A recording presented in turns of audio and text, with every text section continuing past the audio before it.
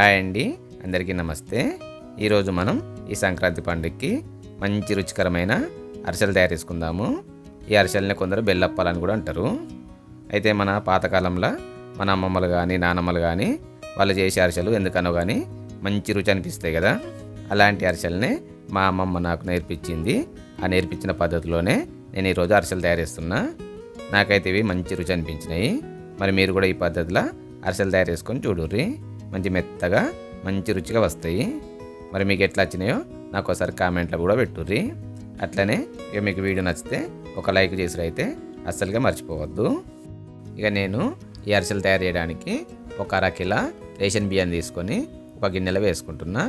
ఇక ఇప్పుడు దీనిలో కొన్ని నీళ్ళు పోసుకొని ఈ బియ్యాన్ని ఒక 2 సార్లు శుభ్రంగా కడుక్కోవాలి. అయితే మీరు ఒకవేళ ఎక్కువ అరిసెలు తయారు చేసుకుంటే ఈ కొలతలను మార్చుకుంటూ తయారు చేసుకోర్రి. ఇక బియ్యం కడుక్కున్నాక దీనిలో ఉన్న నీళ్ళని పారవేసుకొని ఇప్పుడు దీనిలో మళ్ళీ కొన్ని నీళ్ళు పోసుకొని ఒక 15 నుంచి 20 గంటల పాటు ఈ బియ్యాన్ని నానబెట్టుకోవాలి. బియ్యం ఎక్కువసేపు నానబెట్టుకునేం కాదు కానీ తక్కువసేపు నానబెట్టుకోవద్దు. ఇక 15-20 గంటలు బియ్యం నానినాక ఈ బియ్యంలో ఉన్నటువంటి నీళ్ళను పారవేసుకోవాలి. నీళ్ళు పారవేసుకొని మళ్ళీ ఇలా కొన్ని నీళ్ళు పోసుకొని ఈ బియ్యాన్ని ఒకసారి శుభ్రంగా కడుక్కోవాలి. ఎందుకంటే మనకు బియ్యం అనేది రాత్రంతా నానినాయి కాబట్టి బియ్యం కొంచెం వాసనలాగా వస్తాయి. అట్లా వాసన రాకుండా మళ్ళీ కొన్ని నీళ్ళు పోసుకొని బియ్యాన్ని కడుక్కోవాలి. ఈ బియ్యాన్ని కడుక్కొని దీనిలో ఉన్న నీళ్ళని పారవేసుకున్నాక ఇప్పుడు ఈ బియ్యాన్ని ఒక పొడి కాటన్ బట్ట మీద నీడలా ఆరబోసుకోవాలి. తడిదనం పోవాలంటే బియ్యం ఎండిపోయినట్టు అవుడు కాదు, కొంచెం పచ్చిదనం అయితే ఉండాలి. అట్లుంటేనే మనకు మంచిది. ఇక బియ్యంలో ఉన్న తడిదనం పోయినాక ఈ బియ్యాన్ని తీసుకొని ఒక మిక్సర్ గ్రైండర్లో వేసుకొని మెత్తగా పిండిలాగా గ్రైండ్ పట్టుకోవాలి.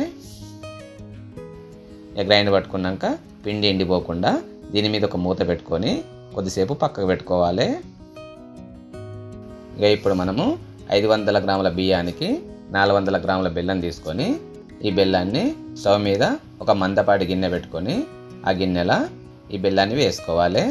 బెల్లం వేసుకున్నాక 400 గ్రాముల బెల్లానికి సగం గ్లాసుల నీళ్లు, పావు గ్లాసుల నూనె వేసుకొని మామూలు మంట మీద ఈ బెల్లాన్ని ఊకే కలుపుకుంటా బెల్లం అనేది మాడిపోకుండా బెల్లాన్ని కరిగించుకోవాలి. మనకు బెల్లం కరిగింది కదా, పాకం వచ్చిందో లేదో చూసుకుందాము. ఇప్పుడు ఒక గిన్నెలో కొన్ని చల్లటి నీళ్ళని తీసుకొని ఇలా కొంచెం బెల్లం వేసుకొని వేలితోటి ఒక ముద్దలాగా చేస్తే ముద్దలాగా కావాలి. అట్లయితే మనకు బెల్లం పాకం వచ్చినట్టు. అట్లా అని మనం ముదురు పాకం కూడా చేసుకోవద్దు. ముదురు పాకం అంటే మనం బెల్లాన్ని చల్లటి నీళ్ళలో వేయంగానే తొందరగా గడ్డ కడితే దాన్ని ముదురు పాకం అంటారు. అట్లా ఉండద్దు. మనకు పాకం అనేది మంచిగా అయింది. ఇప్పుడు దీంట్లో ఒక చెంచడి యాలకుల పొడి వేసుకొని అన్నిటిని ఒకసారి మంచిగా కలుపుకొని స్టవ్ బంద్ చేసుకొని ఇప్పుడు దీంట్లో మనం గ్రైండ్ పట్టుకున్న బియ్య పిండిని కొంచెం కొంచెం వేసుకుంటా పిండి అనేది ఉండలు లేకుండా మెల్లగా నిమ్మలంగా నిదానంగా కలుపుకోవాలి. మనము కలుపుతాం కొద్దీ పిండి కొంచెం పలసనే కనబడుతుంది. ఎందుకంటే కొంచెం వేడి ఉంది కదా, పిండి కొంచెం చల్లబడ్డ కొద్దీ ఇది గట్టిగా అయితే ఉంటుంది. చూసిరు కదా, మనకు పిండి అనేది మామూలుగా మరి పలస కాకుండా మరి గట్టి కాకుండా మంచి మెత్తగా సాఫ్ట్గా ఉంది. ఇట్లా ఉండాలి. ఒకవేళ మీకు పిండి అనేది పలసగా అనిపిస్తే దీనిలో కొంచెం గోధుమ పిండి వేసుకొని కలుపుకోర్రి. మనకు పిండి అనేది కొంచెం గోరువెచ్చగా ఉండగానే అరిసెలు తయారు చేసుకోవాలి. ఇప్పుడు ఈ పిండిలోకి వెళ్ళి కొంచెం పిండి ముద్దను తీసుకొని ఒక ప్లాస్టిక్ కవర్ మీద కొంచెం నూనె రాసుకొని మనం తీసుకున్న ఈ పిండి ముద్దను ఈ కవర్ మీద వేసుకొని వీడియోలో చూపిస్తున్నట్లు మంచి గుండ్రగా కొంచెం మందంతో అరిసెల్లాగా తయారు చేసుకోవాలి.